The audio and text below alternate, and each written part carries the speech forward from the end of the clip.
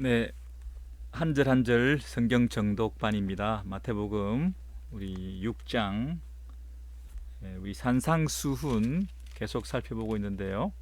우리 한 절 한 절 말씀을 상고해 나가고 있습니다. 오늘은 6장 19절부터 23절까지만 오늘 생각할 텐데요. 너희를 위하여 보물을 땅에 쌓아두지 말라. 거기는 좀과 동록이 해하며 도적이 구멍을 뚫고 도적질하느니라. 20절에 오직 너희를 위하여 보물을 하늘에 쌓아두라. 자, 쌓아두지 말라. 어디에? 땅에. 그리고 쌓아두라. 하늘에. 그리고 누구를 위하여? 너희를 위하여 보물을 땅에 쌓아두지 말라. 너희를 위하여 보물을 하늘에 쌓아두라. 그랬습니다. 여러분, 이 19절 20절을 읽으면서 부모의 심정을 좀 느끼는 것 같아요. 우리 하나님 아버지께서 당신의 사랑하는 자녀들에게 안타까운 마음으로 정말 너희를 위해서 하는 말이다. 이 하늘에 쌓아라 할 때만 너희를 위하여 하늘에 쌓아라 그렇게 하지 않고요. 땅에 쌓지 말라고 할 때에도 너희를 위하여 땅에 쌓지 말라 그랬거든요. 보물을 땅에 쌓아두지 말라. 너희를 위해서. 그 말은 괜히 안타까운 그 부모의 심정으로 자녀들이 괜히 헛수고 할까봐, 자녀들이 인생을 낭비할까봐 괜히 열심히 뭔가를 수고롭게 했는데 그것이 땅에 쌓아두는 보물이 되어서 그것이 결과적으로 아무런 의미도 없고 헛수고한 것이 될까봐 너희를 위해서 진짜 하는 말인데, 그 말이죠. 너희를 위해서 진짜 하는 말인데 너 그렇게 살다가 후회할 거다. 안타까운 마음으로 나중에 후회할지 모르니까 제발 그 길로 가지 마. 그리고 내가 너희를 위해서 하는 말인데 정말 잘 될 거야. 하늘에 쌓아두라. 이것이 쉬운 일이 아니고 힘든 일일지 모르지만 나중엔 너희한테 이게 복이 될 거야. 그러니까 너 잘 되라고 하는 말이다. 자식한테 부담 주는 게 아니라 정말 자식이 잘 되기를 원하고 후회로운 인생을 살지 않도록 하기 위해서 진심으로 소원하는 것이 있는데 나중에 땅을 치고 후회하지 않도록 미리 정말 너희가 가야 할 바른 길을 가기를 원하는 부모의 마음으로 이렇게 이중적으로, 부정적으로도 말하고 긍정적으로도 말하고, 땅에 쌓아두지 마라, 하늘에 쌓아두라. 그리고 둘 다 너희를 위해서, 그 누군가를 위해서가 아니라 바로 너 자신을 위해서 그렇게 하는 것이 결과적으로 너에게 좋은 일이 될 것이다. 너 땅에다가 그렇게 계속 쌓다가는 지금 당장은 그게 뭔가 되는 것처럼 보이지만 나중에 진짜 후회하게 될 것이니까 제발 그렇게 하지 마. 너희를 위해서 하는 말이야. 너희를 위해서 하는 말이야. 너 잘 되라고 하는 말이야. 여러분, 그 부모의 심정이 있잖아요. 그런 게 좀 느껴지셨으면 좋겠습니다. 그냥 글자로 단순한 명령으로 받으면 우리가 반감이 생기고 또 뭔가 흑심이 있다든지 숨겨진 다른 어떤 스토리가 있다든지 그런 게 아니고요. 정말 명백하게 그리고 열린 마음으로 투명하게 절대 속지 않을 확실한 믿을만한 우리 아버지께서 마음을 열고 정말 소원하는 것이 있는데 너를 위해서 하는 말인데 하는 마음으로 이 부모의 심정을 호소력 있게 말씀하시는 그 말씀을 우리가 마음에 받으면 정말 나를 위해서 하는 말씀이구나. 뭔가 더 물질을 걷기 위해서 나를 부담을 주기 위해서 그냥 그렇게 하는 말씀이 아니라 진짜 나에게 유익한 말씀을 주시려고 하는 것이구나 하는 그 느낌으로 이 말씀을 받을 때 우리가 순종할 수 있는 그런 마음이 좀 생기는 것 같아요. 그죠?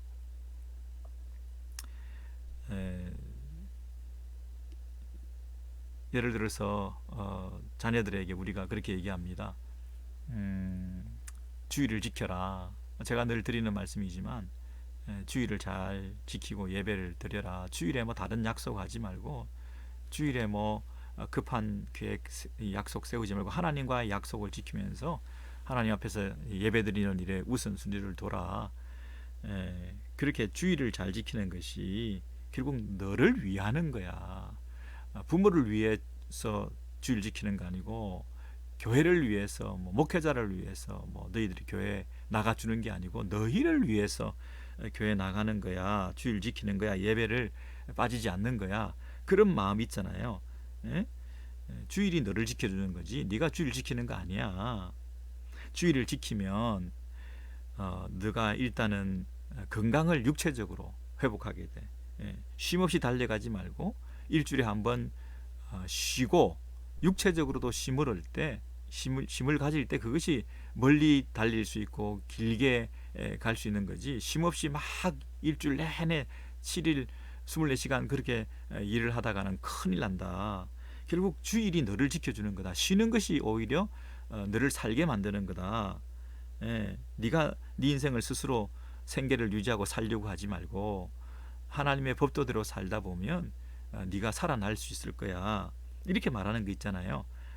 건강도 신체적으로 지켜줄 뿐 아니라 그리고 영적으로도 예배할 때 힘을 얻는 거야. 예배 드릴 때 진짜 안식과 쉼을 얻는 거야. 예배만이 살 길이야. 예배를 어떻게 하느냐에 따라서 네 인생의 승패가 갈리게 되는 거야. 여러분 그런 마음이 있죠. 그리고 주의를 지킨다는 것은 뭐 하지 마라 하는 금지 명령을 우리가 지키는 게 아니고 소극적인 면에서 하지 마라 안식일 준수 이런 차원이 아니고 정말 적극적인 면에서 해라는 것이잖아요. 더 적극적으로 누리라는 것이잖아요.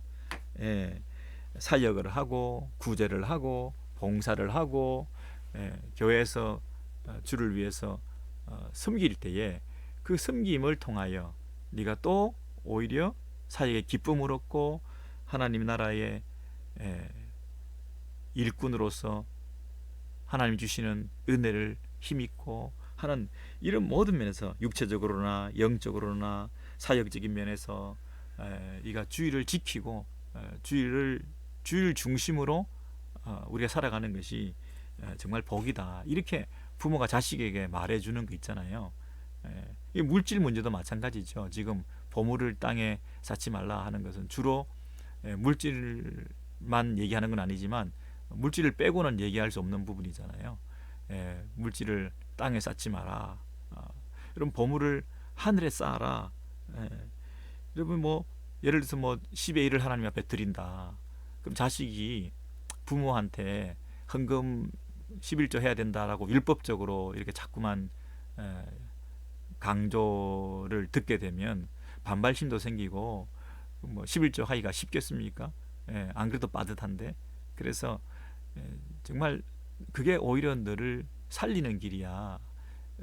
10의 1을 빼고 10의 9로 사는 것이 참 힘들겠지만 그러나 10의 1을 안 드리고 10의 10을 가지고 네 힘으로 네가 그것을 인생을 매니지먼트를 하고 살아갈 때에 그게 힘들겠냐.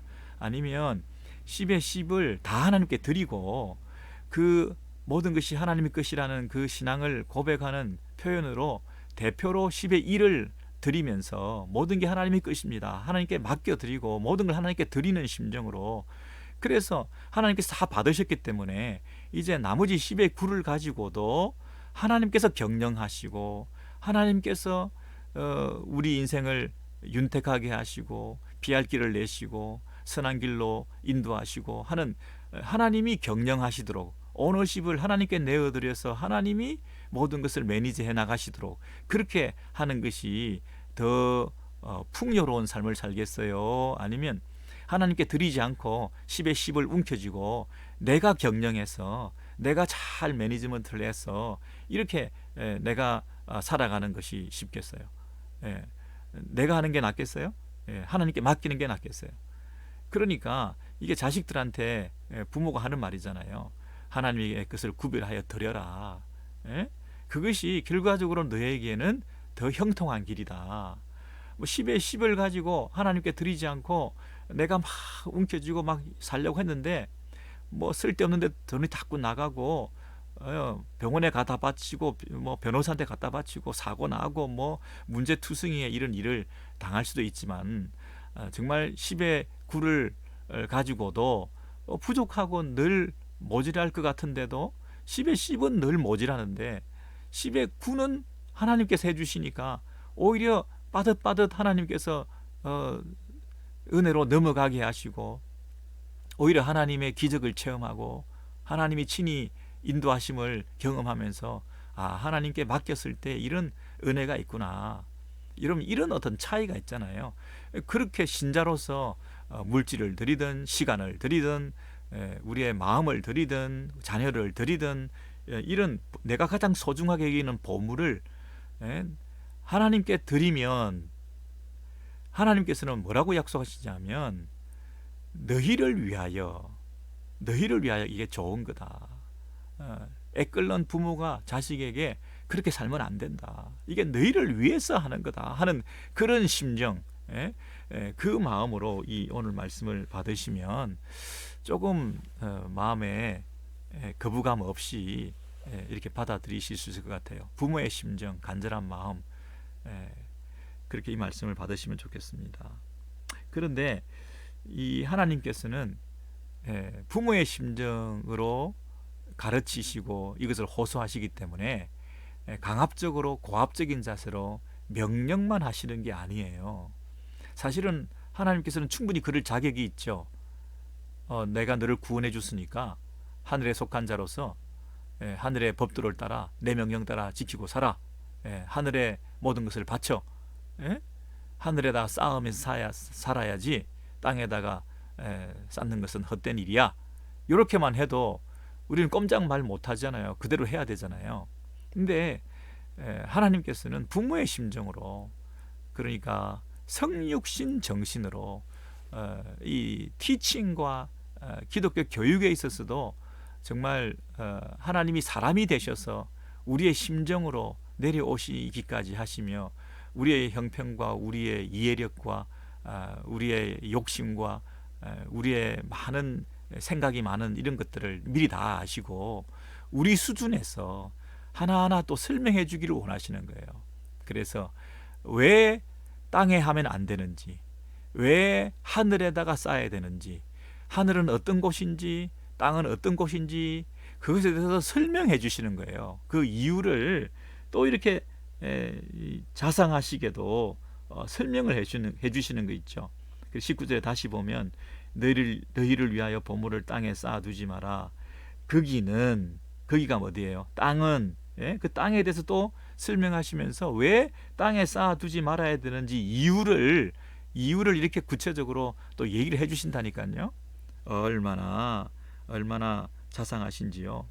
자, 거기는 어떤 곳이냐? 땅은 어떤 곳이냐?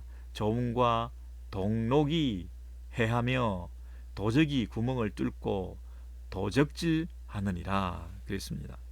이 땅은 한마디로 말하면 부패하는 곳이다. 그리고 변화되는 곳이다. 영원하지 못한 것이다. 잘 간직되지 않는다. 이 땅의 그 창고는 늘 구멍이 숭숭 난다. 믿을 수 없는 것이 땅이다. 그렇게 말하고 있습니다. 점이 생기고 녹이 나고 모든 것에 이런 것들이 스며들어 있기 때문에 이 세상 천지에는 부패와 변화와 이런 그 쇠퇴의 길을 걸어갈 수밖에 없는 것이 이 세상, 이 땅의 특징이라는 것입니다. 그리고 이 세상은 하늘과 다른 곳인데, 이 세상의 특징은 뭐냐면 점점 쇠퇴해가고 변화되어가고 변질되어가고 부패해가고 썩어져가고 그렇게 될 수밖에 없는 것이 이 세상이라는 것입니다. 뭐 물질, 돈 이런 것도 가치가 하락하고 그것을 모아놔도 그것이 100% 안전한 곳이 없고 영원히 그 가치가 보존되는 것이 없을 수 있기도 하지만, 물질뿐 아니라 인간관계도 그렇습니다. 우리의 그 관심도도 그렇습니다. 우리가 잠시 열광적이다가 곧 무관심으로 빠지게 될 때도 있잖아요. 우리가 실정을 잘 내잖아요. 금방 하다가 김이 빠지잖아요. 뭐 하다가 시들시들해지잖아요. 뭐 하나 영원한 게 없다니까요. 뭐 취미생활도 막 이것이 최고의 취미생활이다, 여기에 막 집중하고 온 힘을 다 전력 질주하다가도 시들시들해지죠. 뭐 봉사를 하다가도 그러죠. 인간관계도 마찬가지입니다. 야, 이 사람 정말 좋은 사람이다. 친구 사이도 마찬가지죠. 확 달아올랐다가 정말 이 진짜 좋은 사람, 끝까지 좋은 사람인 줄 알았는데 그 좋은 사람도 하나하나 떠나고 말죠. 정말 나에게 위로가 되었던 사람, 나에게 의지가 되었던 사람, 정말 참된 친구였던, 내게 기쁨이 되었던 좋은 사람, 끝까지 다 킵할 수 있나요? 관계가 서먹해질 뿐 아니라, 관계가 서먹해지지 않는다 하더라도 어디를 떠난다든지 죽는다든지 이사를 간다든지 다 떠나가는 거잖아요. 믿을 수 없는 거잖아요. 예, 정말 꼭 필요하다고 생각한 것도 정말 이건 필요하다 그래서 샀잖아요. 투자해서 비용을 지불해서 돈을 모아가지고 정말 이건 필요할 것 같아, 그 샀는데 어떻게 돼요?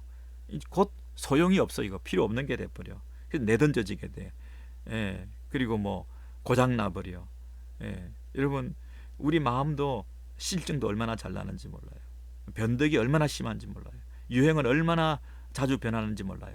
우리가 자꾸 새 것을 추구한다, 신제품을 사기를 원한다 하는 이유는 뭐냐면 그만큼 실증을 자주 낸다는 거죠. 영원하지 않기 때문에 그러는 거 아닙니까? 이 세상의 특징이 뭐라고요? 영원한 것이 없다. 자꾸 변한다. 자꾸 쇠퇴한다. 그래서 이 세상 안에 있는 그 모든 것은 변할 수밖에 없고, 이런 뭐 건강한 육체, 뭐 우리 몸이 옛날에 그 건강이 그대로 유지되고 있습니까? 우리 아름다운 외모가, 그 젊음이 구멍이 숭숭 나고 그러고 지금 있지 않습니까? 여러분, 최고 IQ가 높은 천재가 있었지만 그 천재가 영원한 천재입니까? 나이가 들수록 노망도 생기고 선망도 생기고 환각도 생기고 치매도 생기고. 요즘 우리가 왜 이렇게 기억력이 감퇴되죠? 왜 자꾸만 잊어버리죠? 왜 자꾸 행설수설하죠? 왜 한 얘기 또 하죠? 왜 단어가 갑자기 생각이 안 나죠? 이게 뭡니까, 여러분? 이 세상 자체가 가지고 있는 한계라는 거죠. 이 세상에서는 쌓아둘 것이 없다. 이 세상에서는 소망을 둘 만한 곳이 못 된다. 그러니까 그 반대로 우리는 어떻게 해야 된다고요? 하늘에다가 소망을 둬야 된다. 하늘에다가 네가 가장 사랑하는 것을 쌓아둬야 된다. 그게 20절이잖아요. 오직 너희를 위하여 보물을 하늘에 쌓아두라. 거기는 하늘에 대해서 설명해 주는 거예요. 거기는 어떤 곳이냐면 점이나 동록이 해하지 못하며 도적이 구멍을 뚫지도 못하고 도적질도 못하느니라. 하늘에 대해서 분명히 얘기를 해주는데요. 하늘은 안전한 곳이다. 완벽하게 안전한 곳이다. 죄로 말미암은 오염이나 타락이나 부패의 요소가 전혀 스며들어 있지 않다는 거예요. 거기는 전혀 그런 것이 해롭게 하지 않는다. 영원한 생명의 영역이니까 영생과 영원한 불변의 하나님의 통치와 다스림과 하나님의 인도하심과 하나님의 지켜주심이 있는 곳이기 때문에. 자, 천국은 왜 완벽한 보안장치가 되어 있다고요? 하나님이 보관인이시니까. 베드로전서 1장 4절에 보면 이런 말씀이 있어요. 썩지 않고 더럽지 않고 쇠하지 아니하는 기업을 잊게 하시나니 곧 너희를 위하여 하늘에 간직하신 것이라. 오직 너희를 위하여 하늘에 간직하신 것이라. 누가 간직하고 계신다고요? 하나님께서. 누구를 위하여? 우리를 위하여. 누가 간직하신다고요? 하나님께서. 어디에? 하늘에 간직하신 거예요. 하늘에 하나님이 간직하고 계실 때에 그곳은 썩지도 않고 더럽지도 않고 쇠하지도 않은 그 창고라는 거예요. 하나님이 보관인이시고 그게 도둑이 들 리가 없지. 하나님께서 우리를 위해서 간직해 두시기 때문에, 하나님이 간직하고 계시는 곳이기 때문에 거기에는 다른 것이 스며들 틈이 없죠. 그러니까 완벽한 안전한 창고가 하늘 창고라는 거 아닙니까? 그래서 이 땅에서는 뭘 보관해 두어도 금방 잊혀지고, 뭐 하나 맡겨놔도 누가 보관했는지 나중에 자기를 잘 잊어버리면서 잘 못 찾기도 하고, 뭐 도네이션을 하고 남겨놔도 나중에는 다 뭐 쓰레기통에 버려버리고, 귀한 생명 무덤에 묻어서 그렇게 무덤에서 킵하고 그 무덤을 잘 간직해서 평생 그 무덤이 영원히 기억될 것 같지만 수십 년 지나면 무덤 다 파헤쳐버리고 도굴범들이 다 파내가 버리고 나중에는 그 무덤 다 없애고 새로 팔고 그러잖아요. 이 땅에서 영원한 것은 없다. 여러분, 지난번에도 말씀드렸지만 어느 어카운트가 피가 많다든지 뭐 그 매니지먼트 하는데 이 코스트가 많이 든다든지 뭐 익스펜스가 많이 든다든지 애니얼 피가 많다든지 그러면 그 어카운트를 가지고 있다가는 숭숭숭숭 구멍이 나서 자꾸 빠져나갈 거 아니겠어요. 그런데 내가 사랑하는 것을 모아둘 수는 없잖아요. 빨리 바꿔야지. 빨리 안전한 곳에다가 어카운트를 바꿔야 될 거 아니겠습니까? 은행을 바꾸든지 뭐 거래처를 바꾸든지 더 확실한데 우리가 바꿔야 되는 그런 마음이, 그런 긴박성이, 야 이게 빨리 바꿔야 되겠구나 하는 그런 마음이 있는데 왜 이 하늘 창고에 바꿔야 되겠다는 마음은 그렇게 긴박하게 안 드는지 모르겠어요. 확신이 없기 때문이죠. 이곳은 구멍이 숭숭 난다는 사실에 대해서 우리가 잘 생각해 보세요. 지금 신문만 보면 사망자, 확진자 천지 아닙니까? 지금 12명당 1명이 뭐 어려움을 겪고 있는 이런 어떤 처지에 뭘 확신하고 뭘 안전하고 뭘 영원하고 뭘 믿을 만한 곳이 이 땅이라고 하는 걸 우리가 말할 수 없잖아요. 오늘 어떻게 될지 모르고 내일 어떻게 될지 모르는 이런 불확실한 이 땅 위에서 우리가 살면서 우리가 가장 확실한 곳에다가 우리 마음을 두는 거, 우리의 가장 소중한 것들을 트랜스퍼하는 거, 이것이 우리가 지금 시급하게 해야 될 일인데 너무 느긋하다는 거죠. 그래서 부모의 심정으로 하나님께서 그 자녀들에게 이렇게 안타깝게 말씀하시면서 21절에 보면 내 보물 있는 그곳에는 네 마음도 있느니라 이렇게 말씀하시거든요. 자, 그러면 19절과 20절과 21절이 어떻게 연결이 되어 있나요? 너의 보물이 있는 그곳에는 너의 마음도 있느니라. 이것도 부모의 심정으로 하는 말씀이에요. 정말 네가 마음이 지금 어디가 있냐? 너 정말 그렇게 맨날 게임이나 할래? 너 뭐 맨날 게임하고 뭐 이렇게 컴퓨터 하는 데만 너무 마음이 팔려 있는 거 아니냐? 네 마음이 도대체 어디가 있는 거지? 이렇게 걱정하는 거 있죠. 그런 심정이에요. 너 정말 너무 이 땅에서의 성공에만 집착하고 이 땅에서 잘 되는 출세에만 마음을 몰두해서 정말 영적인 하나님과의 관계를 등한히 하고 주의를 못 지키고 성경도 요즘 못 읽고 너 마음이 요즘 어디에 가 있는 거니? 큰일이다 하는 그런 심정이 있죠. 그래서 지금 네 보물이 있는 그곳에는 네 마음도 있느니라. 너 마음이 지금 어디가 있니? 이렇게 물으시는 거잖아요. 그래서 그 두 가지 장소, 보물을 어디다 두었다고요? 처음에는 땅에 쌓아두는 사람이 있을 거고, 두 번째는 하늘에 쌓아두는 사람이 있을 텐데, 만약에 보물을 하늘에 쌓아두면 우리 마음도 그곳에 있느니라, 이 말이죠. 예. 그리고 보물을 땅에 쌓아두면 네 보물이 있는 그곳에 네 마음도 있느니라. 내 마음도 자꾸 땅으로 이끌린다는 얘기잖아요. 그래서 예, 보물이 있는 곳에 네 마음도 가게 되는데, 너 혹시 자꾸 이 땅에만 마음을 두고 있는 것 아니냐. 그게 걱정스러운 거예요.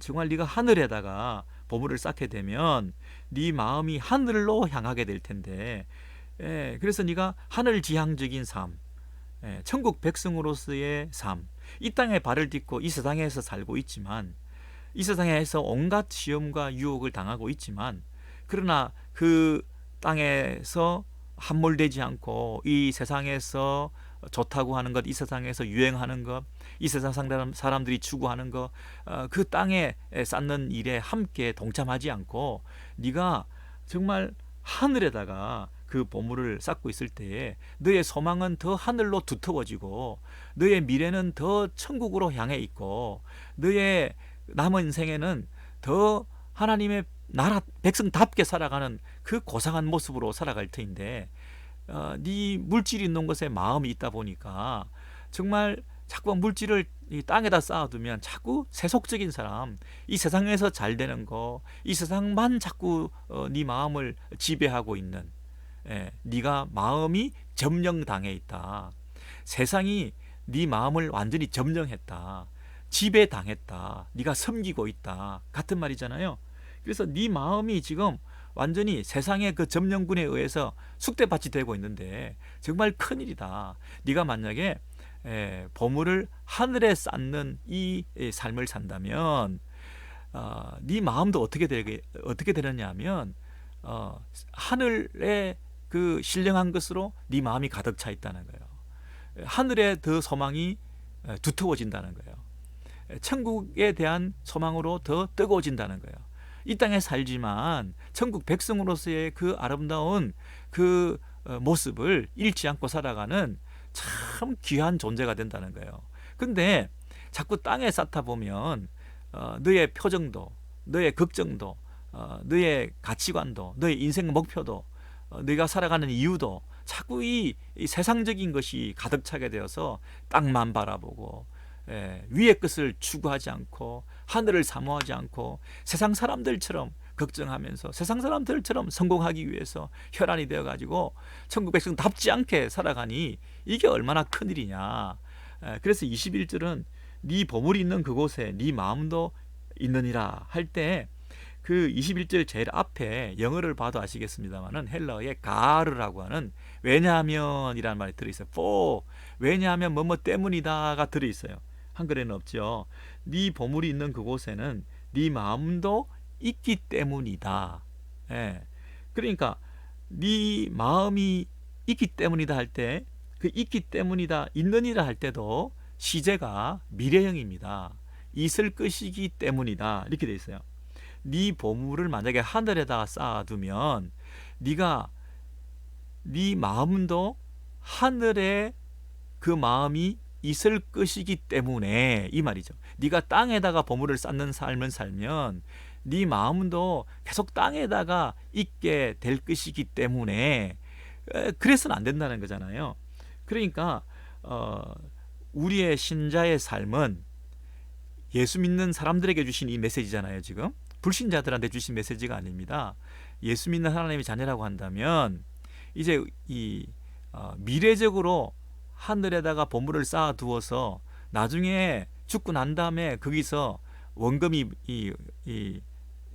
원금이 다 보상받고 이득까지 많이 생기는 하늘에 나중에 가서 쌓아둔 것을 죽고 나서 천국에서 그것을 보상받는 그런 면에서 천국에다가 하늘에다가 보물을 쌓아라는 것이 아니고, 하늘에 보물을 쌓다 보면 미래의 천국에 가서 나중에 보상받는 것뿐만 아니라 이 땅에서도 천국에다가 쌓다 보면 이 땅에서 살아가는 삶이 천국 지향적인 삶이 된다는 거예요.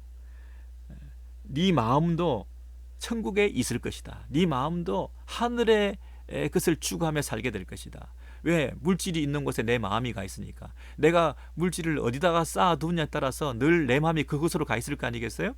그러니까 지금 우리의 남은 신자의 삶이, 앞으로 우리 인생의 나머지 삶이 어떤 태도로 살 것인가, 무엇을 목표하고 살 것인가, 무엇을 가치 있게 생각하고 살 것인가, 이게 결정되는 게 뭐냐면 내가 물질을 어디다가, 보물을 어디다가 쌓느냐에 달려 있다는 거예요.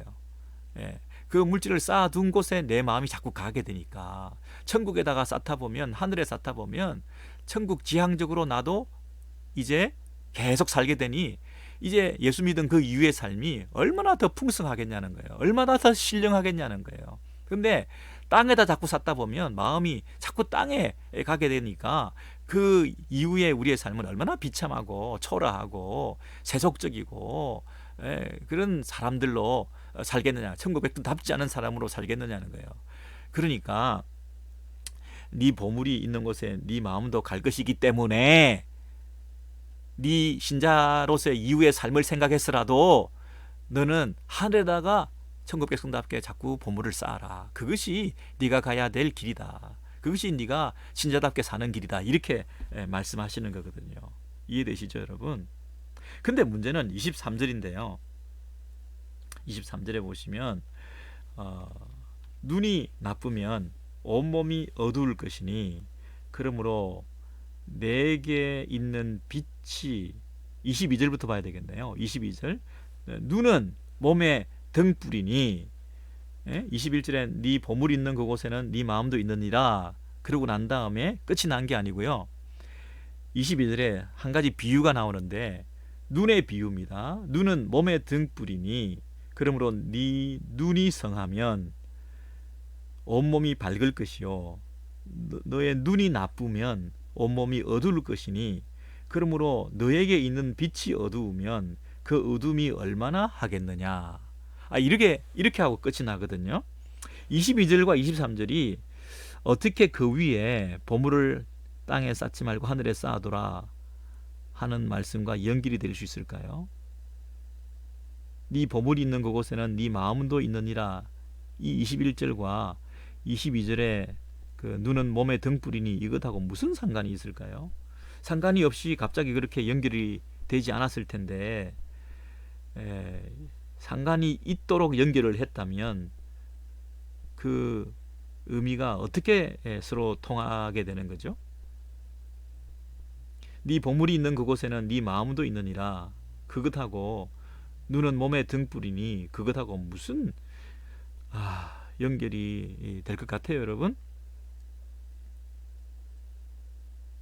22절을 보시면 눈은 몸의 등불이다 할 때 그 하나의 은유적 비유적 표현이죠.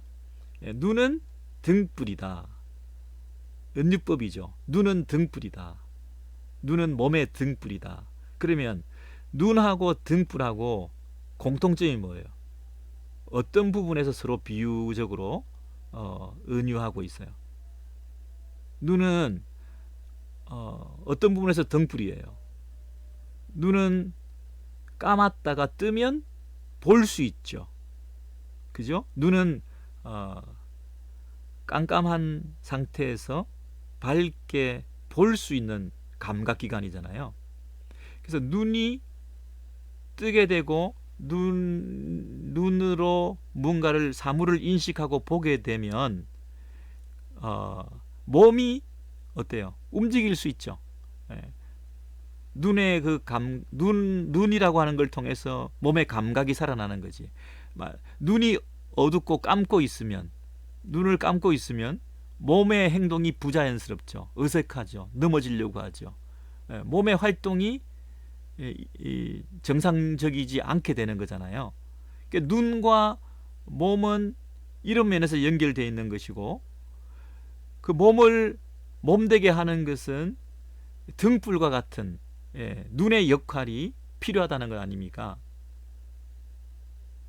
눈은 몸의 등불이니, 그래서 어, 눈의 그 밝음을 통하여, 눈의 온전하고 성함, 건강함을 통하여 몸이 밝을 것이다. 온몸이 자유로울 것이다. 온몸이 어두움에서 빠져 있지 않을 것이다. 그런 뜻이잖아요. 눈이, 예를 들어서 여러분, 어두우면, 눈이 성하면 그랬는데, 눈이 아, 건강하지 못하면, 눈이 나쁘면, 예? 여러분 요즘 연세 드신 분들도 눈이 온전하지 못하죠. 뭐 안구 건조증도 많고요, 백내장도 많고요. 조그만 뭐 책을 보거나 전화기를 보면 피곤해서 못 보고, 오래 못 보고, 뭐 밤에 운전하기 어려우시죠. 그리고 눈이 시력도 점점 약해지고, 그래서 어, 눈이 정말 중요하다는 걸 느끼시잖아요. 웬만한 눈은 뭐 다 건강하다고 생각하시지만, 갈수록 노안도 생기고 돋보기도 써야 되고, 밤에 운전도 못하고, 수술도 해야 되고, 불편하게 이를 데가 없는 거예요. 그래서 이 비유를 잘 생각해 보시면, 눈이 성하면, 눈이 건강하면, 눈이 좋으면, 예? 온몸이 밝을 것이요. 그 말은 무슨 뜻이죠? 예, 몸이 불편하지 않게 된다는 거죠. 온몸이 활동하는데 지장이 없다는 거죠. 눈이라고 하는 그 감각기관을 통해서 온몸이 살아나는 거죠. 만약에 눈이 어두우면 온몸도 이 에, 어색하잖아요. 눈을 감고 행동을 함부로 쉽게 할 수가 없잖아요. 어두움을 헤매게 되잖아요. 그죠? 너무 당연한 비유인데요. 이걸 잘 정리하셔야 됩니다. 눈이 어두우면 몸도 어떻게 된다고요? 어둠을 헤매게 된다니까요. 근데 눈이 좋으면, 눈이 성하면 온몸도 밝을 것이요. 이건 육체적인 몸과 눈을 말하는 것이잖아요. 눈의 그 기능이 온몸과 연결되어 있다는 거죠. 눈이 건강하고 밝으면 우리 육체적인 몸이 쉽게 활동할 수가 있고, 눈이 나쁘면 우리 몸도 어둠을 헤매는 것처럼 어두울 것 같아서 행동에 제약을 받고 엉거주춤하고 어색하고 넘어지고 하는 이런 일들이 발생하게 된다는 거 아닙니까? 자, 근데 그 다음에 문제입니다. 거기까지는 됐죠? 그 다음에 어떤 비유로 넘어가느냐면 23절 하반절에, 그러므로 너에게 있는 빛이 어두우면 그 어두움이 얼마나 하겠느냐. 그 개역 개정에는 얼마나 더하겠느냐 이렇게 돼 있죠. 그러므로 너에게 있는 빛이 어두우면 그 어두움이 얼마나 더하겠느냐. 자, 이게 무슨 말이냐면, 그러므로 너에게 있는 빛이, 이것을 여러분 거기다가 뭐라고 바꿔서 써 놓으시느냐 하면, 너 안에 있는 빛이, 이렇게 쓰세요. The light within you. 너 안에 있는 그 빛이, 쓰셨나요? 내게 있는 빛이, 이게 좀 번역이 오해하기가 쉽습니다. 너에게 있는 빛이 이렇게 하지 말고요. 너 안에 있는 빛이, 똑같은 건데 사실은 너 안에 있는 빛이, 이 너 안에 있는 빛이, 이 말은요, 그 눈의 건강과 관련이 있는 거죠. 너 안에 있는 빛이 어두우면, 또는 너 안에 있는 빛이 밝으면, 그 말이거든요. 눈이 나쁘면 육체적으로 온몸이 얼마나 고생을 하고, 그 온몸이 어두움을 헤매면서 더듬거리면서 그 어두움으로 고생하고 있잖아요. 눈이 나쁘면 온몸이 어두움에서 고생을 하고 힘들게 그 어두움에서 고통하고 있잖아요. 그런데 만약에 너 안에 있는 빛이 어두우면 이게 무슨 말입니까? 너의 영적인 눈이, 너의 영적인 시야가, 네 안에 있는 영혼의 시력이, 너의 그 영성이, 네가 가지고 있는 하나님에 대한 그 감각이 만약에 없다면, 어둡다면 그 말입니다. 그러면 그 어두움이 얼마나 더하겠느냐. 이 말은 온몸이 그 어둠을 헤매는 그 고생하고 비교할 수 없는 영적 암매 상태에서 얼마나 헤매고 다니겠냐, 얼마나 그 고통이 더하겠느냐. 참 빛을 발견하지 못해서, 진리를 발견하지 못해서, 하나님을 떠나서 하나님에 대한 감각이 없이 하나님에 대한 영적 시력을 우리가 회복하지 못한 채로 이 세상을 헤매고 다니면 그 영적 암매가 얼마나 더 깊고 비참하고, 그 결과는 아무리 헤매고 다녀도 그 결론은 얼마나 억울하고, 얼마나 고통스럽고, 얼마나 초라하고, 얼마나 보잘것없고, 얼마나 헛수고하는 그런 인생이 되겠느냐, 그 말입니다. 그 어둠이 얼마나 더하겠느냐. 여러분, 피지컬리 몸이 고생하고 눈이 어두워서 우리가 몸의 그 활동이 제약을 받고 그것 때문에 고통을 당하고 서글프고 힘들고 하는 이런 일들을 당할 수 있지만, 그건 아무것도 아니라는 거예요. 만약 네 안에 있는 그 빛이 어두우면, 영적인 시력이 약하면, 네 영혼의 그 내면의 이 영적 눈이 기능을 제대로 못하면 그 상태가, 그 어둠의 상태는 얼마나 더 고생스럽겠느냐는 거예요. 이해되셨죠, 여러분? 그렇게 연결이 되어 있습니다. 그러니까 육신의 눈이 아무리 밝아도 영적인 눈이 어두울 수 있는 사람이 있죠. 육신의 눈이 뭐 하나도 안 보여도, 육신의 눈이 어두워도 영적인 눈은 밝은 사람이 있겠죠. 예? 지금 저 22절 23절 눈은 몸의 등불이니 뭐 온몸이 밝을 것이요, 이거 뭐 안경점이나 안과에 적합한 성경 구절로 뭐 주신 말씀이 아니고요. 이것은 육체적인 눈이 물론 중요하지만 더 중요한 것은 영안이 밝아야 된다는 거 아닙니까? 너 안에 있는 빛이 어두우면 그 어둠이 얼마나 더하겠느냐. 그 말은 그 위에 있는 보물하고 연결시키셔야죠. 이제는 네 보물이 있는 그곳에는 네 마음도 있느니라 그랬죠. 이 정말 하늘에다가 보물을 쌓는, 이것이 정말 중요한 인생의 가치다.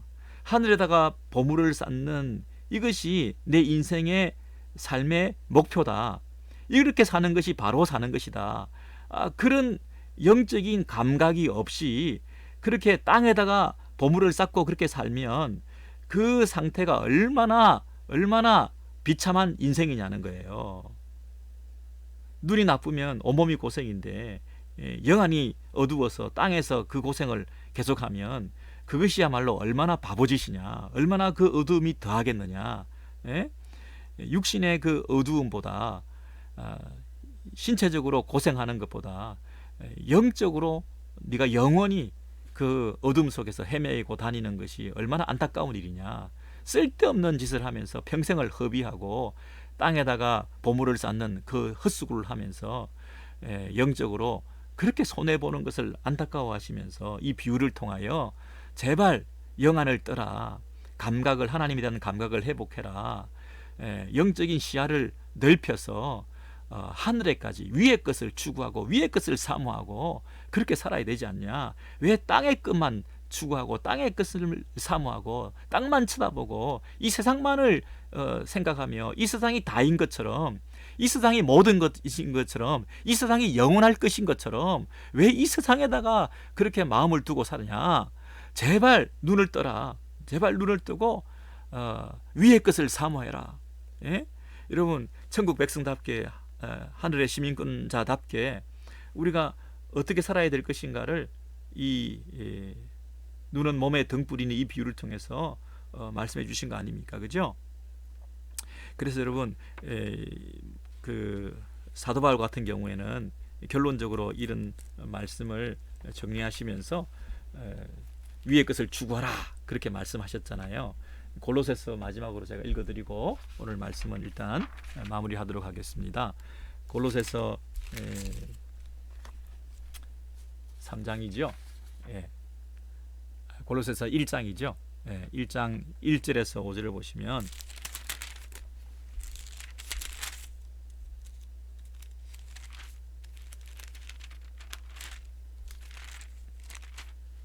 네.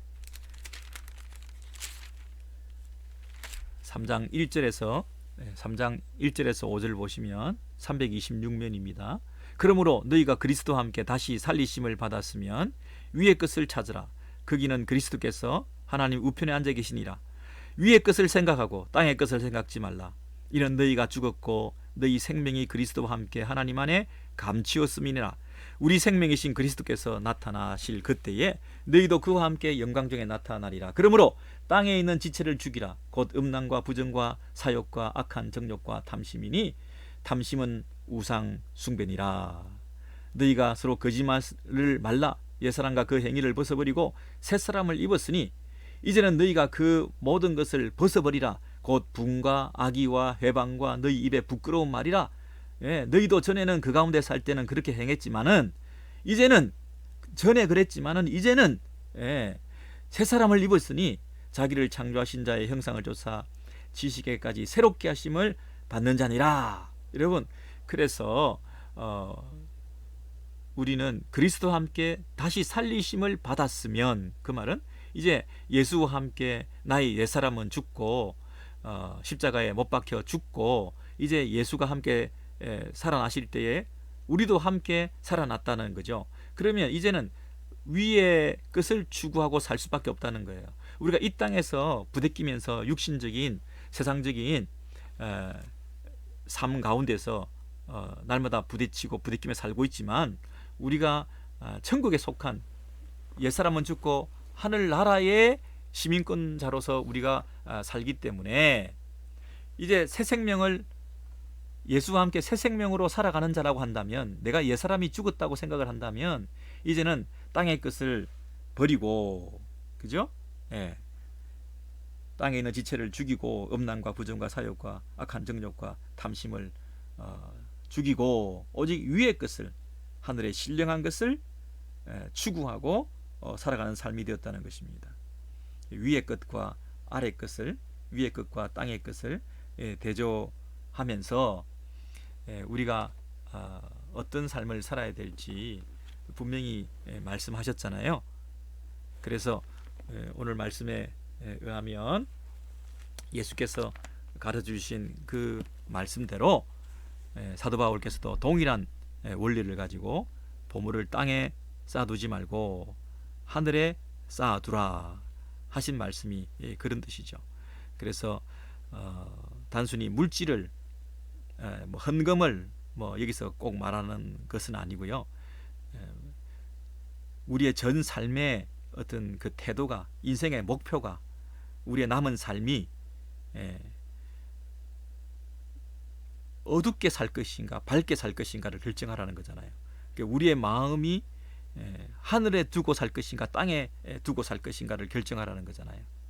육적인 시력이 약해도 온몸이 수고하고 고생일 텐데 영적 이 시력을 자꾸 우리가 회복하지 못하면 우리의 남은 삶이 얼마나 그 어둠 속에서 헤매고 다니겠느냐. 그 참 신자의 삶이 아니라 영적인 감각을 회복해서 눈만 좋아가지고 시력만 좋아가지고 그렇게 살지 말고 영적인 시력이 좋아가지고 정말 하나님 앞에서 부끄러움 없이 위의 것을 추구하고 위의 것을 멀리 보고 영원한 것을 정말 사모하고 보이는 것은 사라질 것이고 썩어질 것이고 보이지 않는 것은 영원한 것이지 않습니까? 내가 보이지 않는 것을 볼 수 있는 영적인 시력을 회복해서 정말 영원한 삶, 거기에 내 마음을 두고 이 땅에서 살아가실 때 그것이 참 신자의 삶이요 하늘의 보물을 쌓는 삶이라고 오늘 약속하시고 말씀하신 것입니다.